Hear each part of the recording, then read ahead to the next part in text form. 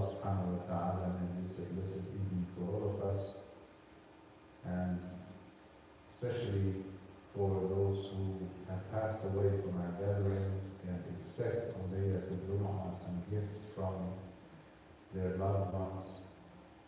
Inshallah, to the souls of all Marhumin, especially our Marhumin and the ones who passed away recently. In fact, there is a brother from Tampa, one of our Mormon brothers from Tampa, who lost his son, young, relatively young son, on this holy war.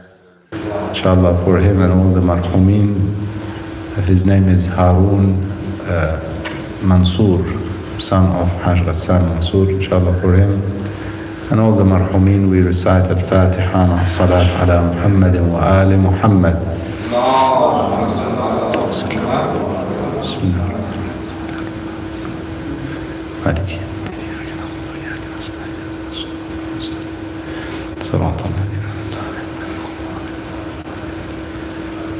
May Allah subhanahu wa ta'ala bless his soul and the souls of all Marhumin, especially those who passed away recently, and grant them abundance of his mercy and the neighboring of Ahlul Bayt salawatullahi wa salamuhu alayhim ajma'een. We had a break, or we were kind of, we had a different program in the last couple of weeks, back to the discussion we started on Islamic ethics, and inshallah we'll continue on that on Thursday nights. And we're continuing on reflections on the dua, the supplication of Imam Zain al-Abidin alayhi salam, known as Dua Makarim al-Akhlaq. The first part of the dua, the Imam asks Allah subhanahu wa ta'ala after salawat, and we said that one of the most powerful supplications is one that is already confirmed and answered in the Holy Quran, which is Allahumma salli ala Muhammadin wa ali Muhammad. And that's frequently repeated in the du'as of Imam Zain al-Abidin alayhi salam. And in fact, in this particular dua, Dua Makarim al-Akhlaq, every section the Imam starts it with Salat ala Muhammadin wa ali Muhammad. And then the first part of it afterwards is regarding the strengthening of the faith and the purification of one's intention. وَبَلِّغْ بِإِيمَانِي أَكْمَلَ الْإِيمَانِ وَاجْعَلْ يَقِينِي أَفْضَلَ الْيَقِينِ وَانْتَهِ بِنِيَّتِي إِلَىٰ أَحْسَنِ النِّيَّاتِ. Make my faith the best type. We said levels of faith. And then when we get to certainty, there's also levels of certainty.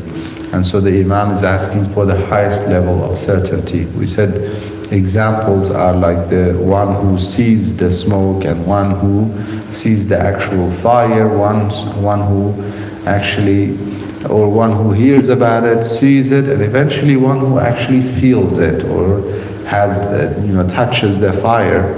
Now it is certainty beyond any doubt. You cannot tell him this is not fire, this is just an illusion. He says, well, I can feel the heat of it. It's no longer a perception or any kind of, there's no longer any doubt about it. وَاجْعَلْ يَقِينِي أَفْضَلَ الْيَقِينِ. And obviously the intention, وَانْتَهِ بِنِيَّتِي إِلَىٰ أَحْسَنِ النِّيَّاتِ وَبِعَمَلِي إِلَىٰ أَحْسَنِ الْأَعْمَالِ. First the intention, because there are different intentions, or one's intention could be mixed with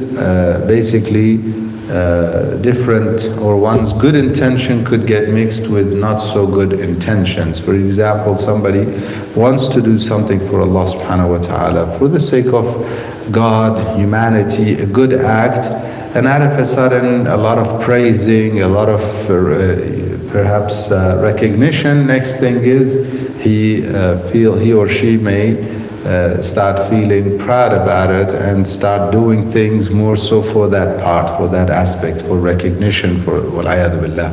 That becomes obviously a problem. وَبِعَمَلِي إِلَىٰ أَحْسَنِ الْأَعْمَالِ. Obviously a'mal also with good intention. Sometimes you have the good intention, but because of lack of knowledge, one's action is not the best. Therefore, it's important to learn so that we can improve in our also good deeds, not just in the intentions, but in the actual deed or the amal that we are doing. Allahumma waffir bi lutfika niyyati. We also discussed that part where the Imam says, make my niyyah not just limited to one aspect. Tawfir here is to make it complete and abundant.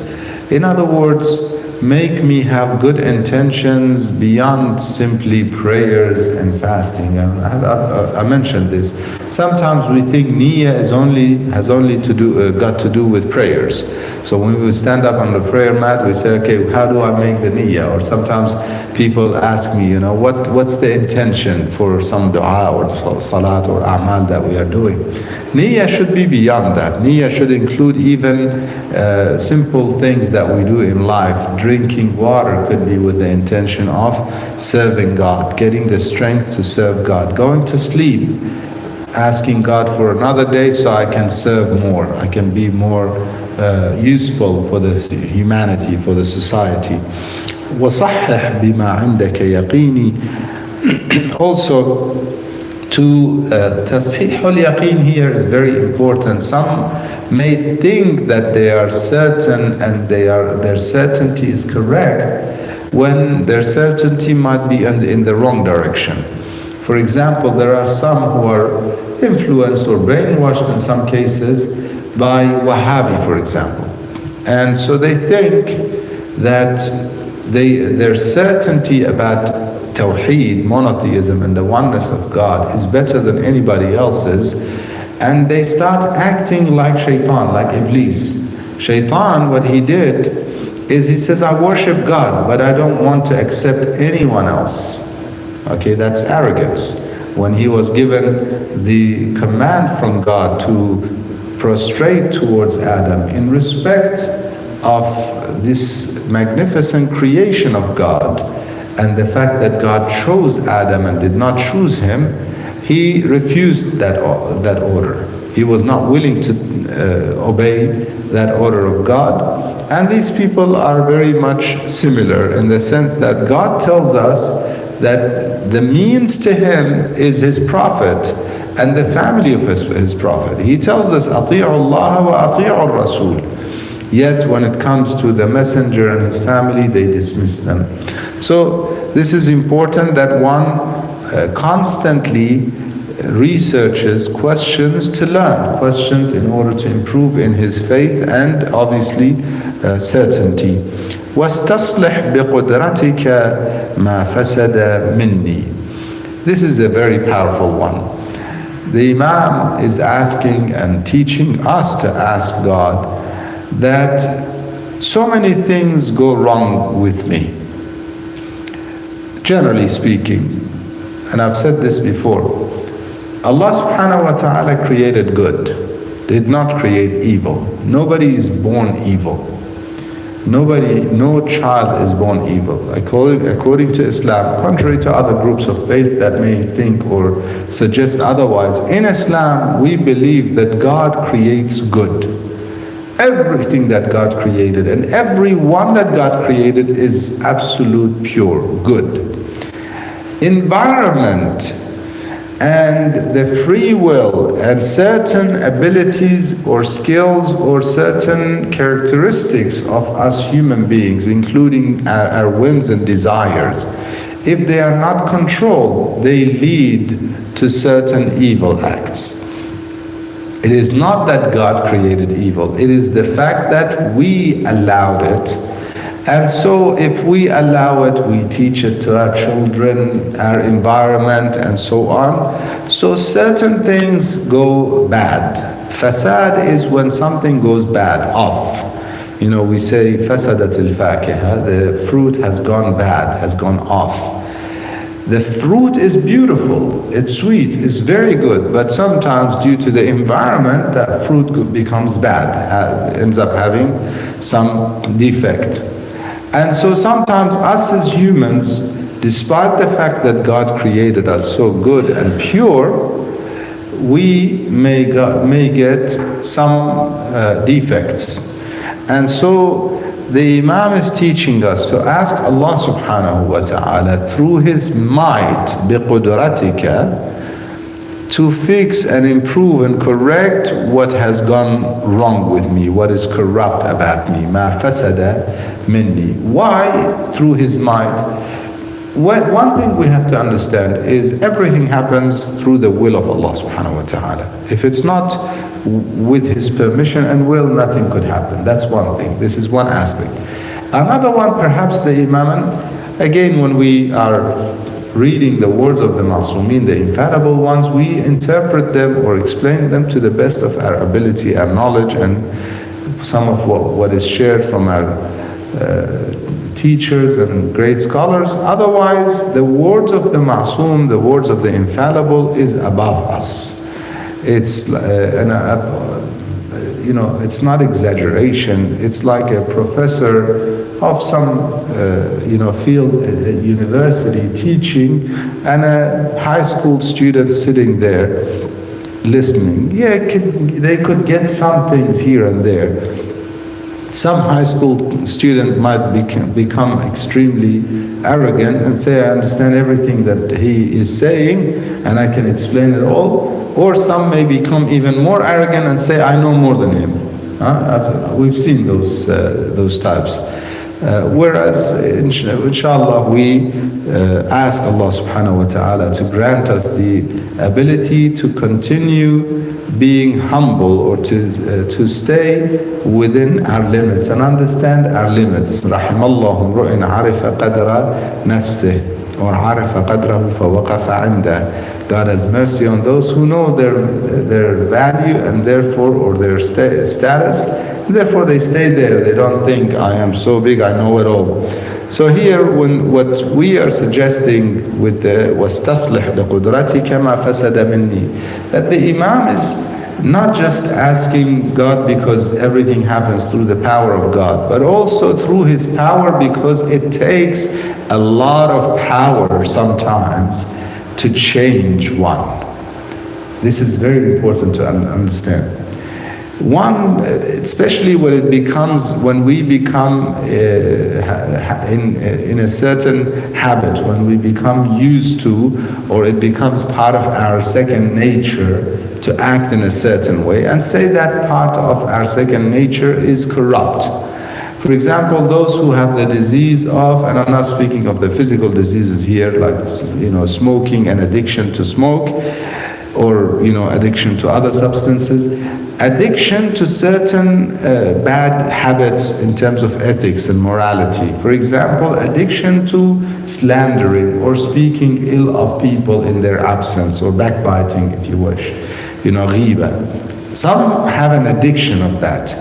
And to rid oneself from that addiction, from that habit, it's not easy. It takes a lot. Therefore, I'm recognizing that, oh God, what is corrupt within me is beyond me. It needs your help, your power, your might. Therefore, you help me fix and resolve and correct what has gone wrong with me. وَاسْتَصْلِحْ بِقُدْرَتِكَ مَا فَسَدَ مِنِّي. The next part, the Imam, again with salawat, Allahumma salli ala Muhammad wa ali Muhammad, Allahumma salli ala Muhammad wa ali Muhammad wa ajil farajahum. He says, وَكْفِنِي مَا يَشْغَلُنِ الْإِهْتِمَامُ بِهِ وَاسْتَعْمِلْنِي بِمَا تَسْأَلُنِي غَدًا عَنْهِ. Inshallah, we'll finish with these two parts. The Imam says, Ya Allah, O God, make me less focused, ikfini, suffice me from, make me feel sufficiency, make me have that feeling and live that state of sufficiency when it comes to what I often am focused on. Most of us in this world, most of us adults at least, we are focused on earning a living, taking care of our bills, expenses, having a nice home, maintaining a nice home, other needs and necessities that we have in this world. We know that God will take care of this part. Obviously, it takes us working, but we should not be focused on that and so worried about that. Rather, we should be worried and focused on our deeds for akhirah, preparing for the hereafter, for the journey after death. This is why the Imam says, make me not so concerned, spare me from this concern about things that distract me. يشغلني الاهتمام به. They distract me, focusing on it and being concerned about it distracts me from what I should be focused on, which is what the next part of the dua, the Imam says, وَاسْتَعْمِلْنِي بِمَا تَسْأَلُنِي غَدًا عَنْهِ. You make my time used, make sure I am utilizing my time, my focus, my concern on what you will ask me tomorrow about. In the hereafter, we all are going to be asked. And the questioning is about our income, where we earned it, where we spent it, our time, days of our lives, how we spend them, our youth and energy, how do we consume that. And obviously, one of the most important questions that we would be asked about, as the Imams of Ahlul Bayt teach us, the Prophet and Ahlul Bayt, is whose leadership did we follow? وَعَنْ وِلَايَتِنَا أَهْلُ الْبَيْتِ. The Imams say about our wilayah. Did we follow divine leaders? Did we follow those who are infallible? Did we follow the prophets of God and those who were successors of the Prophet of God? Or did we follow the pharaohs of the time? Any political leader that becomes in charge, sometimes under the banner of religion, other times under the banner of equality and the Marxist ideas, under the banner of democracy, whatever it may be. Our focus should be who is guiding us to God and to what's good for us for the hereafter. Who is leading us and guiding us towards what the Prophet and the infallible ones taught us. Not simply because they are in charge, they are in power, and so on. So this is what should be our focus and concern. وَاسْتَعْمِلْنِي بِمَا تَسْأَلُنِي غَدًا عَنْهُ. Tomorrow you're asking me about this, therefore make me use my time, utilize my life for that and not for other petty things that may be of concern to most of us human beings, or God forbid become servants of the devil or the devilish people. وَالْعِيَاذُ بِاللَّهِ. We ask Allah subhanahu wa ta'ala to grant us the opportunity to utilize our time and our life in serving Him and serving the causes that please Him, serving the causes that bring pleasure to the heart of the Prophet and to the infallible Ma'sumin, to the Imam of our time. And we ask Him to make us feel sufficiency when it comes to our sustenance and what we need for our life in this world. We ask Him to make us amongst those who listen to what's said and follow what's best. Walhamdulillahi Rabbil Alameen. Wa sallallahu wa sallam ala Sayyidina wa Nabiyyina Muhammad wa alihi at-tayyibin at-tahirin. Allahumma salli ala Muhammad wa alihi. A reminder, inshallah, tomorrow night we'll have the majlis in continuation of mourning and remembering the daughter of Rasulullah sallallahu alayhi wa sallam, Fatimah al-Zahra, salamullah alayha. Allahumma salli ala Muhammad.